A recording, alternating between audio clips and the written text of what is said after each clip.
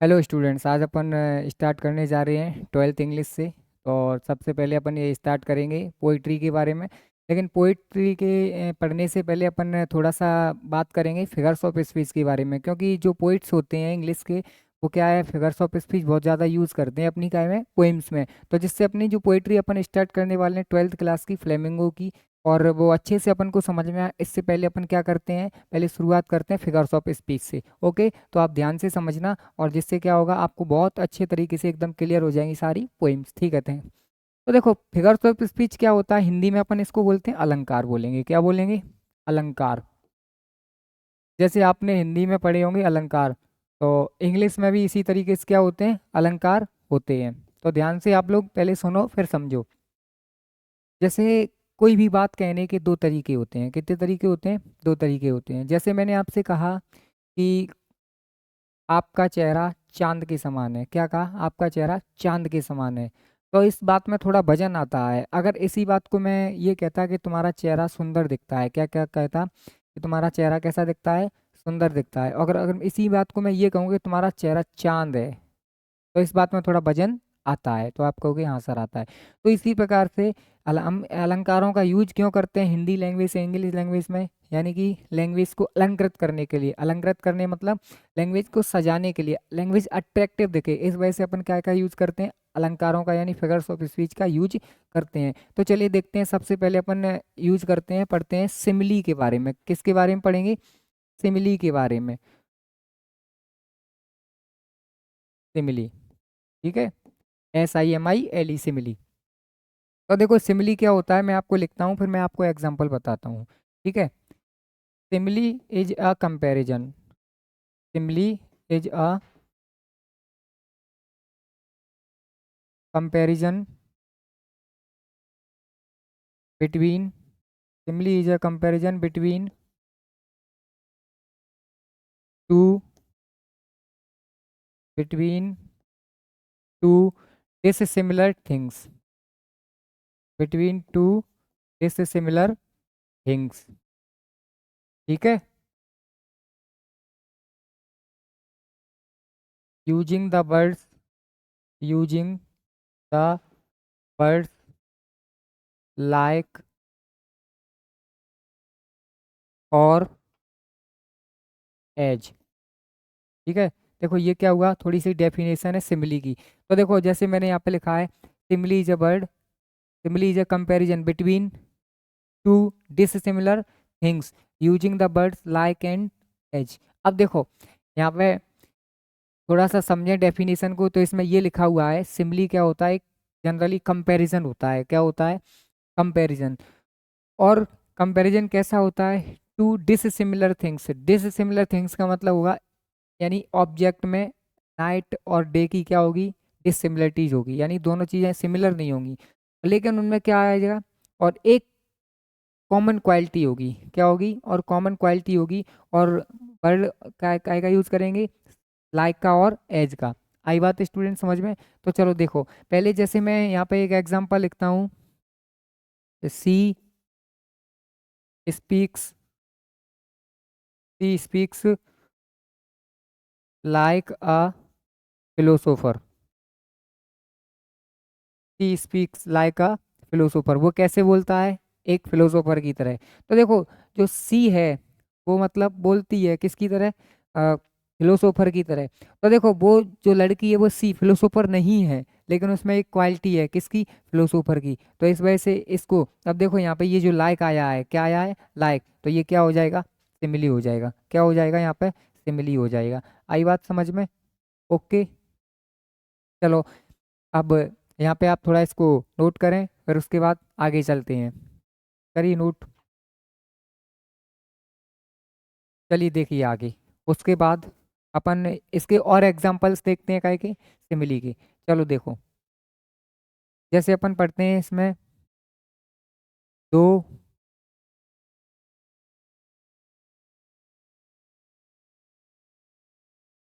दो they are twins. Though they are twins, they are as different. As day and night, day and night.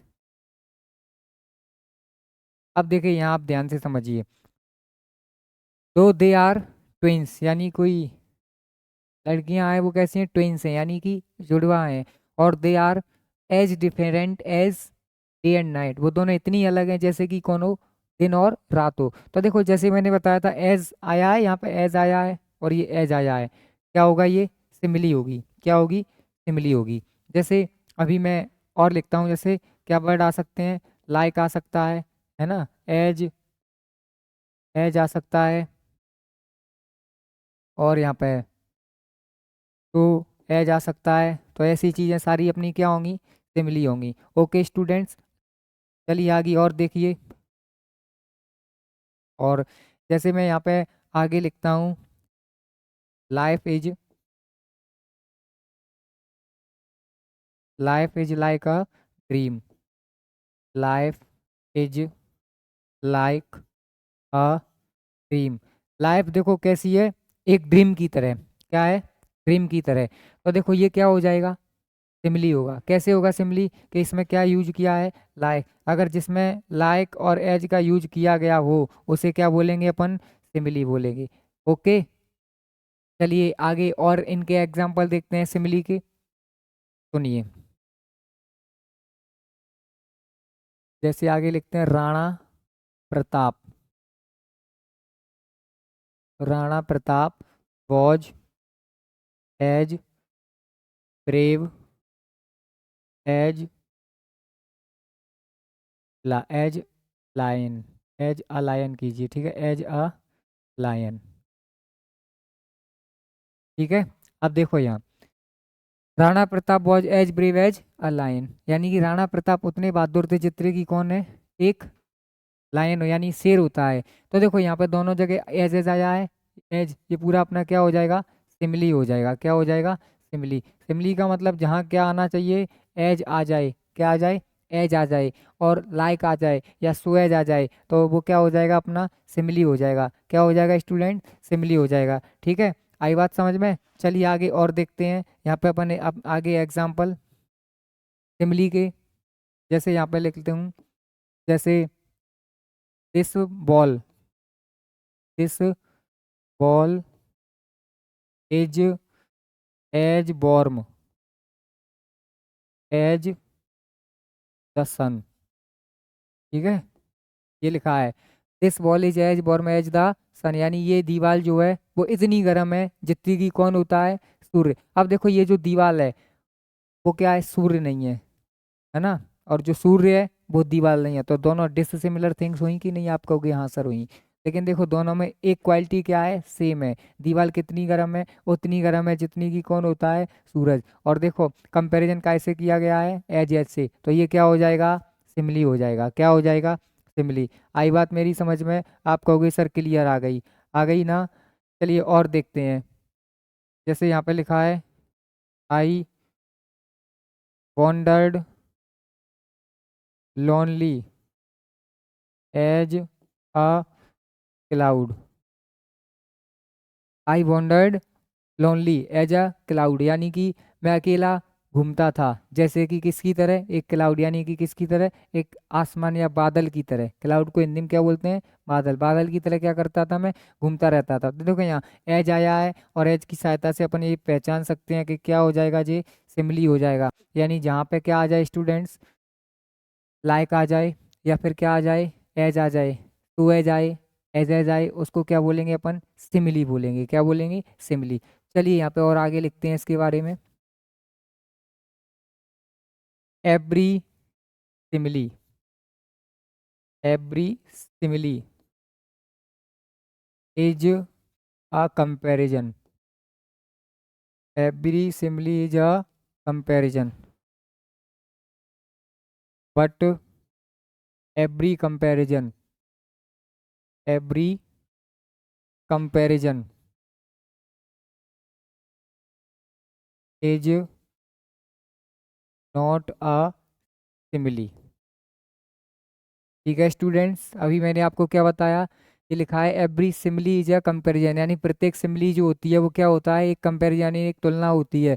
But every comparison is not a simile, लेकिन प्रत्येक तुलना simile नहीं होती। यानी कहने का मतलब दोनों सिमिली तब होगा जब दोनों चीज़ों में कंपैरिजन किया गया और दोनों चीज़ें कैसी हो, डिसिमिलर हो। कैसी हो, डिसिमिलर। चलिए देखिए अपने मैंने अभी आपको क्या क्या कराया वो मैं आपको बता देता हूँ।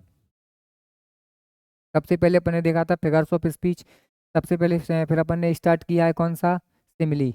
और सिमिली देखो क्या होता है, simile is a comparison between two dissimilar things. Simile क्या होता है, एक कंपैरिजन होता है असमान चीज़ों में, दो असमान चीज़ों में। फिर लिखा है using the words like and as या और एज। देखो तो लिखा है यानी कि हमें वर्ड यूज क्या करने हैं, लाइक और एज। ठीक है। और उसके बाद लिखा है सी स्पीक्स लाइक अ फिलोसोफर। वह जो लड़की है वो बोलती है किसकी तरह बोलती है, एक फिलोसोफर की तरह। ठीक है, फिलोसोफर यानी रिसर्चर्स की तरह। ओके, आई बात समझ में। तो ये जो लगा है लाइक की सहायता से ये क्या हो जाएगा, पहचानने में मैं इजी वे यानी इजी वे में पहचान सकते हैं कि ये क्या हो जाएगा, सिमली होगा। आई बात समझ में आपको कि जी। उसके बाद देखो और जैसे मैंने यहाँ इसके बाद आपको और बताया था, ये रहा, Rana Pratap was as brave as a lion. Rana Pratap कैसे थे, इतने बहादुर थे जितना कि कौन होता है, एक लाइन यानी कि शेर। तो देखो एज एज लगा है, यहाँ पे एज एज लगा है और ये एज लगा है, ये सारा क्या हो जाएगा, सिमली के एग्जाम्पल्स होंगे। यानी कहने का मतलब क्या हुआ, पोइम से हमें हम कैसे पहचानेंगे, अगर जहाँ भी सिमली आ जाता है तो क्या आएगा, लाइक आएगा और एज आएगा। ओके, आगे देखिए। अब मैं आपको बताता हूँ मेटाफर के बारे में, क्या होता है मेटाफर। चलो सुनो। Second,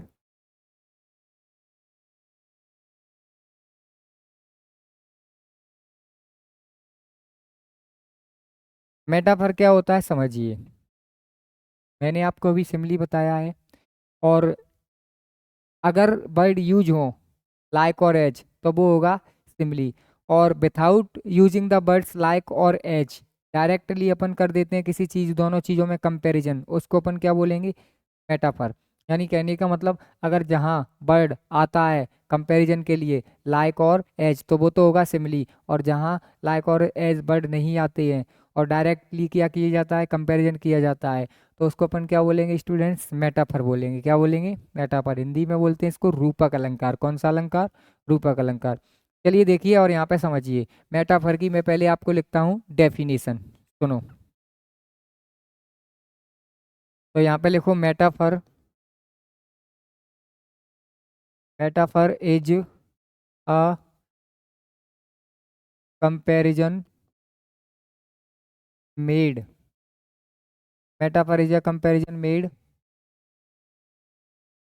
between two unlike things, between two unlike things. Okay, और without using the word, without using the words like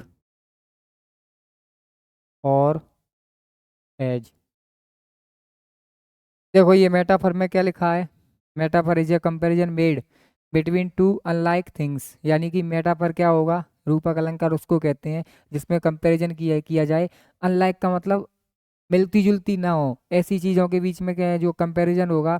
और विथाउट यूजिंग वर्ड्स, यानी कौन कौन से वर्ड यूज नहीं किए जाएंगे, लाइक और एज, तो अपन उसको क्या बोल देंगे, मेटाफर बोलेंगे। उसको क्या बोलेंगे, मेटाफर बोलेंगे। यानी कहने का मतलब मैंने ये बताया आपको, अगर वर्ड यूज होते हैं लाइक और एज तो उसको क्या बोलेंगे, सिमिली बोलेंगे कंपैरिजन के लिए। और अगर वर्ड यूज नहीं होते हैं कौन से, लाइक और एज, तो डायरेक्टली अगर कंपैरिजन किया जाता है तो उसको अपन क्या बोलेंगे, मेटाफर बोलेंगे। इसके पहले एग्जांपल देखो, मैं आपको दोनों बताता हूँ।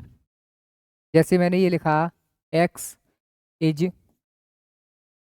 यहाँ पे मैं लिखता हूँ एग्जाम्पल के लिए, x is like why, X is like why. तो देखो एक्स किसकी तरह है, वाई की तरह। तो देखो यहाँ पे ये लाइक लगा है तो ये क्या हो जाएगा, सिमिली होगा अपना, क्या हो जाएगा, सिमिली। ओके। और जैसे अगर मुझे डायरेक्ट देखो दोनों में इतनी सिमिलरिटी दिखती कि मुझे ये लाइक और एज वर्ड लगाने की ज़रूरत ही नहीं है, तो मैं डायरेक्ट क्या कह देता, X is Y, X is Y. जो एक्स है वही क्या है, वाई है। यानी कि मुझे इतनी दोनों में एक्स और वाई में इतनी सिमिलरिटी दिखी कि मैंने like or as word use करना ही नहीं सोचा और डायरेक्ट क्या लिख दिया, एक्स इज वाई। यानी कहने का मतलब जहाँ पे लाइक और एज यूज नहीं होता है वहाँ पे अपन कौन सा फिगर्स ऑफ स्पीच कर देंगे, मेटाफर। ओके, आप कहोगे हाँ सर। चलिए इनके और एग्जाम्पल अभी अपन डिस्कस करते हैं। ठीक है, तो पहले ये जो लिखा है आपको वो समझ में आया होगा, इसके बाद अपन करेंगे इनके एग्जाम्पल्स के बाद। ठीक है, आगे चलते हैं। चलो देखिए, जैसे अपन आगे लिखते हैं एग्जाम्पल्स में, लाइफ इज अ ड्रीम, क्या वो लिखेंगे, life is a dream, life is a dream. मैंने यहाँ पे लिखा है लाइफ क्या है, एक सपना है, लाइफ क्या है, एक सपना है। अब देखो मैंने दोनों में जीवन जो है उसमें इतनी समानता पाई, जीवन में और लाइफ में, यानी कि सॉरी, जीवन में और सपने में इतनी समानता पाई, यानी इतनी सिमिलरिटी देखी मैंने कि दोनों को मैंने क्या कह दिया, और बिना और लाइक और एज के यूज करते ही उसको मैंने क्या दे दिया, एक रूपक अलंकार के रूप में यूज कर दिया और उसको क्या बोल दिया, life is a dream, life क्या है, एक सपना है। ओके, जैसे अब इसी सेंटेंस को मैं ये लिखता, life is like a dream, तो ये सेंटेंस बताओ क्या हो जाता, ये जो ऊपर वाला लिखा है वो तो हो जाता मेटाफर। मेटाफर क्यों होता, क्योंकि इसमें देखो क्या यूज नहीं किया गया है, लाइक और एज, और यहाँ पे लाइक यूज किया गया है, तो ये नीचे वाला क्या हो जाएगा, सिमिली, क्या हो जाएगा, सिमिली। आई होप आपको डिफरेंस दोनों में समझ में आ गया होगा, काय में, लाइक में और काय में, सॉरी, मेटाफर में और सिमिली में। अगर लाइक और एज वर्ड आते हैं तो वहाँ क्या हो जाएगा, सिमिली, और नहीं आते हैं डायरेक्टली कंपैरिजन किया जाता है तो क्या हो जाएगा, मेटाफर। चलिए देखिए और एग्जांपल, जैसे आप यहाँ पे लिखते हैं, ship, camel is the ship of desert, camel is the ship of the desert. ठीक है, कैमल को क्या कहा जाता है, डेजर्ट का क्या कहा जाता है, जहाज कहा जाता है। अब देखो मैंने डायरेक्टली यानी कि कैमल में इतनी समानता देखी कि उसको आसानी से क्या कह दिया, जहाज कह दिया, काय का, डेजर्ट का, क्योंकि वो आसानी से चल सकता है। डेजर्ट में कौन, camel, camel is the ship of desert. अगर आपसे सीधा सीधा से आपको ये पूछा जाता है कि ये जो एग्जांपल सेंटेंस लिखा है वो कौन सी, इसमें कौन सा फिगर्स ऑफ स्पीच यूज किया गया है, तो आप लोग क्या बता दोगे आप आसानी से, ये कौन सा हो जाएगा, मेटाफर हो जाएगा। आप कहोगे जी सर हो जाएगा। चलिए आगे और देखते हैं। ठीक है, जैसे यहाँ पे लिखते हैं, Kalidas, Kalidas is, Kalidas is the Shakespeare, Kalidas is the Shakespeare of India. Kalidas को क्या कहा जाता है, शेक्सपियर कहा जाता है, कहाँ का, इंडिया का। तो देखो मैंने शेक्सपियर में और कालिदास में इतनी समानता पाई कि मुझे like or as word use करने की कोई ज़रूरत ही नहीं थी, तो डायरेक्टली मैंने क्या लिख दिया, Kalidas is the Shakespeare of India. यानी कालिदास को क्या कहा जा सकता है आसानी से, यानी कहाँ का शेक्सपियर कहा जाता है, इंडिया का शेक्सपियर कहा जाता है। ठीक है, आई बात समझ में। चलिए आगे एक आध एग्जांपल और लिखते हैं फिर अपन चलते हैं आगे। The news, the news was a dagger, the news was a dagger to his heart, the news was a dagger to his heart. यानी जो न्यूज थी वो कैसी थी, डैगर, डैगर का मतलब होता है खंजर, खंजर के समान थी, किसके लिए, कोई व्यक्ति है ही, यानी इसके तभी इसका क्या हुआ है, पजेसिव केस इसका यूज हुआ है, कोई व्यक्ति है ही, उसके लिए क्या है, जो न्यूज थी वो कैसी थी, एक डैगर के समान थी। तो यानी जैसे डैगर होता है व्यक्तियों को क्या पहुंचा सकता है, मार सकता है। ठीक है, उसी वजह से तो अपन बोल रहे हैं, टैगर में और मैंने न्यूज में दोनों में इतनी सिमिलरिटी देखी कि मैंने लाइक और बर्ड यूज का मतलब एज का यूज ही करना मतलब सुइटेबल नहीं समझा, और मैंने डायरेक्ट ही क्या लिख दिया, the news was as a dagger to his heart. यानी कि जो न्यूज़ थी वो कैसी थी, टैगर के समान थी, किसके लिए, उसके आर्ट के लिए। ठीक है, आई बात समझ में। यहाँ तक हुआ क्या, मेटाफर। मेटाफर के बाद अपन चलते हैं आगे पर्सोनिफिकेशन की ओर। ठीक है, आगे ध्यान से सुनना। तो आई होप कि मेटाफर आपको समझ में आया होगा, एक बार इन्हें देख लीजिए, फिर अपन चलते हैं आगे। ओके, चलिए देखिए, अब अपन देखेंगे पर्सोनिफिकेशन के बारे में। पर्सोनिफिकेशन देखिए,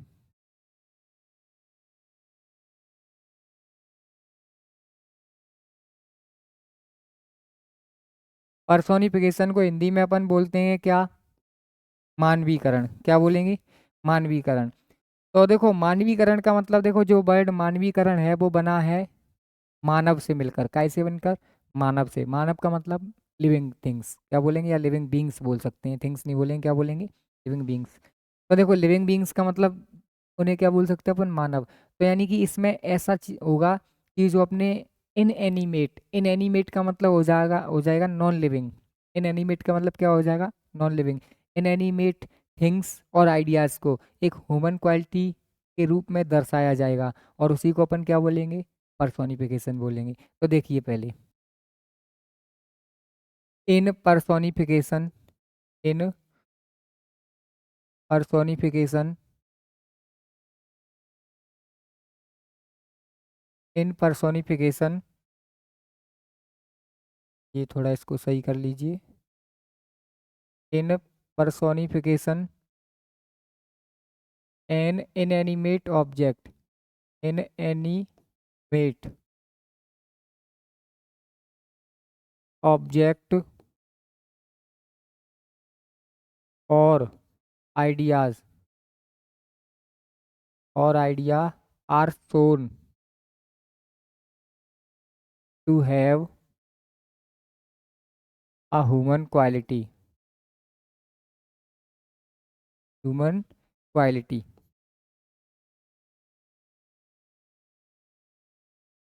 चलिए देखिए, इसमें पर्सोनिफिकेशन में क्या लिखा है, इन पर्सोनिफिकेशन यानी पर्सोनिफिकेशन में एन इनएनिमेट ऑब्जेक्ट यानी कि कोई निर्जीव वस्तु या आइडिया यानी विचार, उसको देखो आर शोन टू हैव, उनको ऐसे दर्शाया जाता है कि हैव अ ह्यूमन क्वालिटी, के उनके पास क्या हो, एक मानवीय गुण हो। ऐसे इसको क्या कर जाए किया जाता है, दर्शाया जाता है, उसको अपन क्या बोलेंगे, पर्सोनिफिकेशन। आई बात समझ में। चलिए पर्सोनिफिकेशन के कुछ एग्जाम्पल देखिए, जैसे मैंने यहाँ पे लिखा है, exine anxiety is sitting on his face.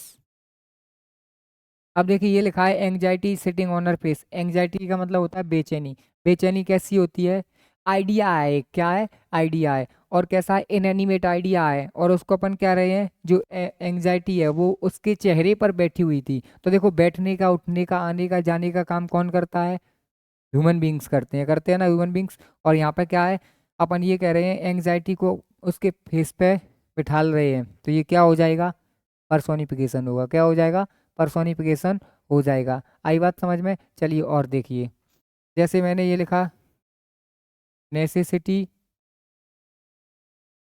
Is the mother of invention. यहाँ पे देखो ये लिखा है, necessity is the mother of invention. इसका मतलब क्या हुआ, कि जो जरूरत होती है वो माता होती है किसकी, इन्वेंशन यानी आविष्कार की। तो देखो जरूरत क्या है, एक आइडिया है ना, आइडिया, और वो क्या हो जाएगा, उसको अपन माँ बता रहे हैं। माँ का मतलब क्या हो जाएगा, यानी कि कोई लिविंग बींग्स। ठीक है, तो देखो यहाँ पे लिखा है necessity is the mother of inventions. Necessity कैसे किसी की माँ हो सकती है, नहीं हो सकती। लेकिन यहाँ पे क्या है, अपन ने इसको पर्सोनिफाई कर दिया है, किसको, नेसेसिटी को। इस वजह से ये जो एग्जाम्पल है वो काय का हो जाएगा स्टूडेंट्स, काय का हो जाएगा, आप बोलोगे सर पर्सोनिफिकेशन का हो जाएगा, काय का हो जाएगा, पर्सोनिफिकेशन का हो जाएगा। चलिए पहले इन्हें एक नोट कीजिए, फिर उसके बाद अपन चलते हैं आगे।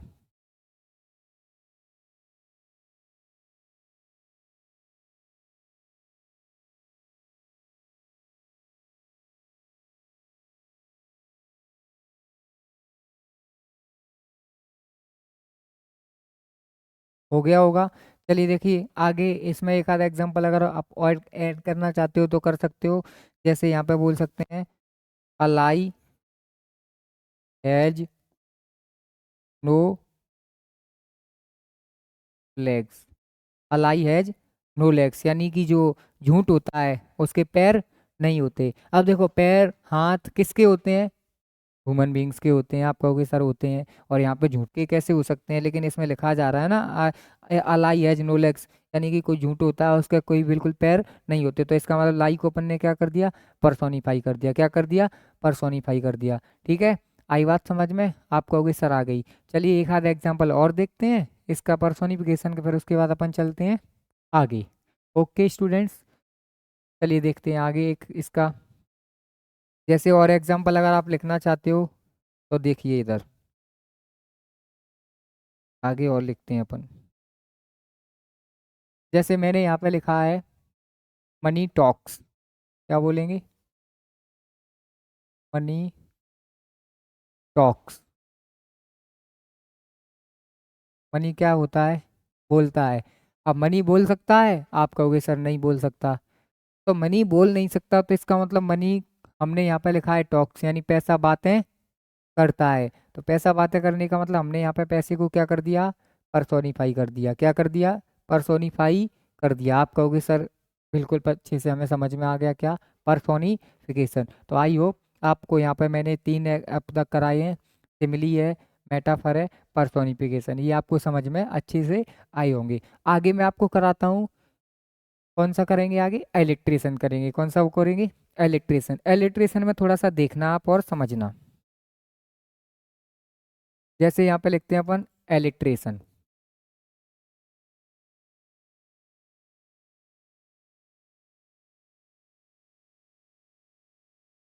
चलो देखो तो इलेक्ट्रिशियन का मतलब, इट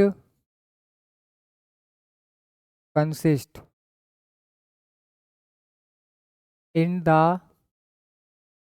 रिपीटिशन ऑफ टू,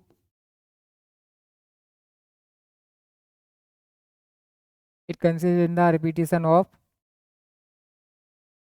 तक हो गया जी हाँ, ऑफ सिमिलर साउंड्स। ठीक है, similar sounds, similar sound, comma, इसके बाद अपन लिखेंगे एट द बिगिनिंग,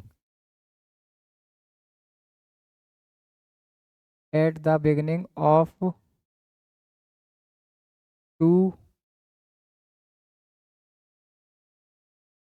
और मोर वर्ड्स।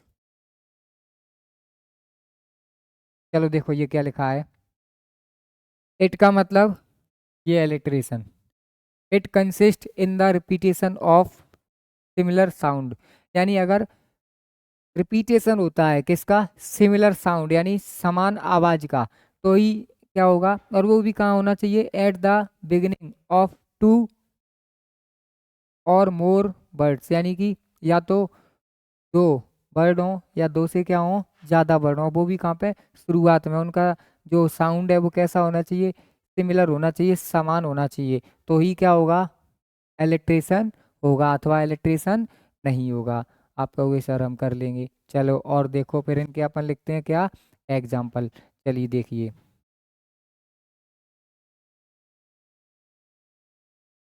चलिए देखिए इसके एग्जाम्पल अपन लिखते हैं। How I is, how I, एक minute, how I is honour, how I is honour, एक मिनट देख लें, एक मिनट रुकना यहाँ पे, ये थोड़ा सा मिस्टेक हो गई इसमें। हाउ आई,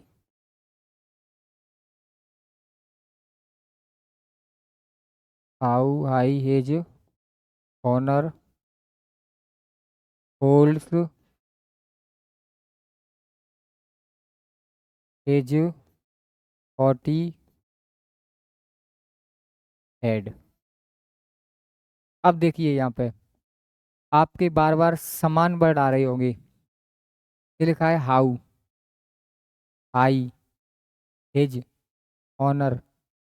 एक जैसे वर्ड आ रहे हैं, बार बार आ रहे हैं, साउंड भी एक जैसा आ रहा है। आप कहोगे सर हाँ।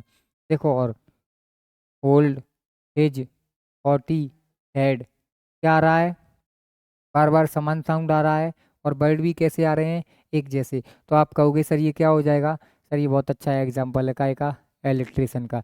यानी कहने का मतलब क्या होगा, जब समान साउंड रिपीट हो, ठीक है, कहाँ पे, दो या दो से ज़्यादा वर्णों में, तो वहाँ कौन सा है इलेक्ट्रिशियन, मतलब क्या हो जाएगा, फिगर्स ऑफ स्पीच इलेक्ट्रिशियन हो जाएगा। आई बात समझ में। आप कहोगे जी सर। चलिए इनके एग्जाम्पल और लिखते हैं। आगे लिखते हैं, a load of learning, a load of learning lumbering in his head. चलिए देखिए यहाँ पे ही लिखा है अलाउड ऑफ लर्निंग। यहाँ पे देखो, एल आया है और ला आया है, फिर एल आया है, फिर से ला की आवाज़ आ रही है, फिर एल आया है, फिर से ला की आवाज़ आ रही है, फिर यहाँ पे हिज आया है, हा की आवाज़ आ रही है, एच आ रहा है, हा की आवाज़ आ रही है। यानी कि साउंड सेम बार बार रिपीट हो रहे हैं। आप कहोगे सर हाँ हो रहे हैं। तो ये बहुत अच्छे एग्जाम्पल्स हो जाएंगे, काय के हो जाएंगे, इलेक्ट्रिशियन के हो जाएंगे, काय के हो जाएंगे, इलेक्ट्रिशियन के। ओके। आप कहोगे सर हमें बहुत अच्छे से समझ में आ गया। चलिए आगे अपन और देखते हैं। एक होता है एंजेम्बमेंट। क्या बोलेंगे उसको, एंजेम्बमेंट। एंजेम्बमेंट का मतलब क्या होता है, एंजेम्बमेंट का मतलब मैं अभी आपको बताता हूँ, क्योंकि जब मैं बताऊंगा तभी अच्छे से समझ में आएगा। एंजेम्बमेंट ऐसी चीज़ नहीं है जो केवल ओरली समझाई जाए। चलिए देखिए, अब अपन कौन सा पढ़ेंगे, एंजेम्बमेंट।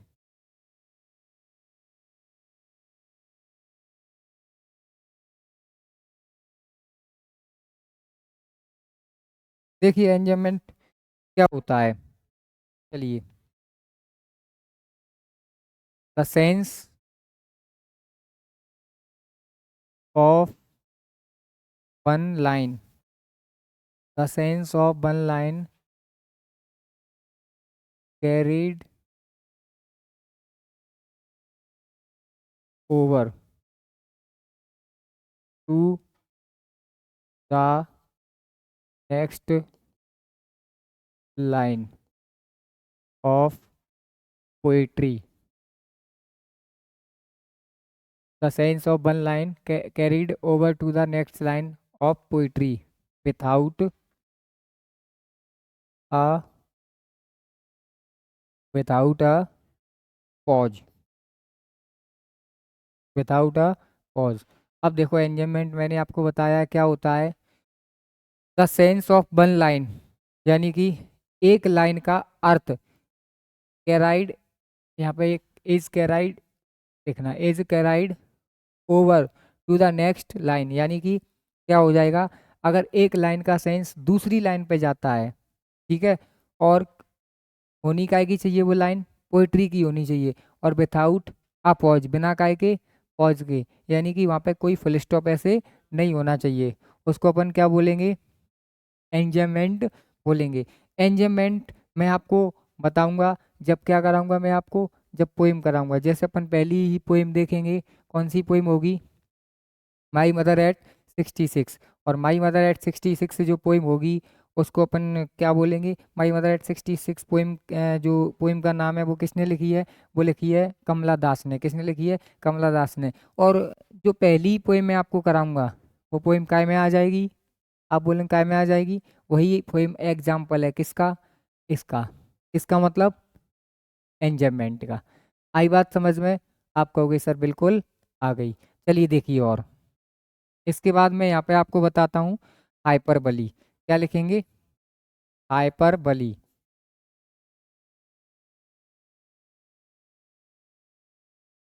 अब देखो हाइपरबली क्या होता है, हाइपरबली क्या होता है ये आपको बहुत अच्छे से समझना है। देखो मैंने आपसे मान लो कोई बात कही, या आपके फ्रेंड ने आपसे कोई बात कही, और आप क्या हो जाते हो, उसको लेकर हाइपर हो जाते हो। हाइपर होने का मतलब बहुत ज़्यादा गुस्सा हो जाते हो या गुस्सा आ जाता है, उसको अपन क्या बोलते हैं? हाइपर बली बोलते हैं। क्या बोलते हैं? हाइपर बली।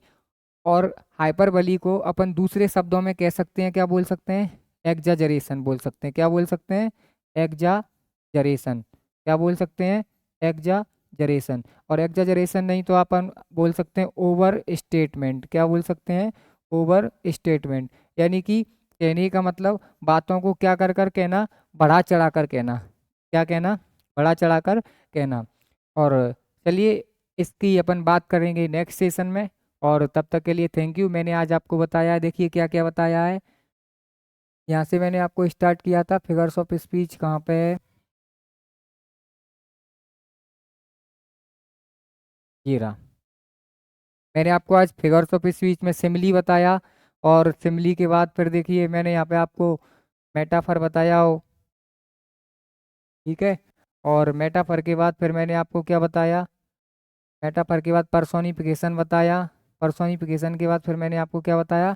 इलेक्ट्रेशन। और इलेक्ट्रेशन के बाद देखो, ये मैंने फिर आपको क्या बताया था? एंजेममेंट बताया। ये रहा एंजेममेंट। उसके बाद फिर मैंने आपको क्या बताया? एंजेममेंट। और एंजेममेंट के बाद फिर मैंने क्या बताया आपको? ये केवल डिस्क्रिप्शन के लिए लिखा है थोड़ा सा। एग्जेजरेशन बोल सकते हैं हाइपरबली को, या क्या बोल सकते हैं? Over statement. और कल इसको देखेंगे। और उसी के साथ फिर कल से अपनी फर्स्ट पोएम 12th क्लास की स्टार्ट करेंगे, जिसका नाम होगा माई मदर एट 66, और जो कि किसके द्वारा लिखी गई है? कमला दास के द्वारा। Thank you so much. See you in the next session.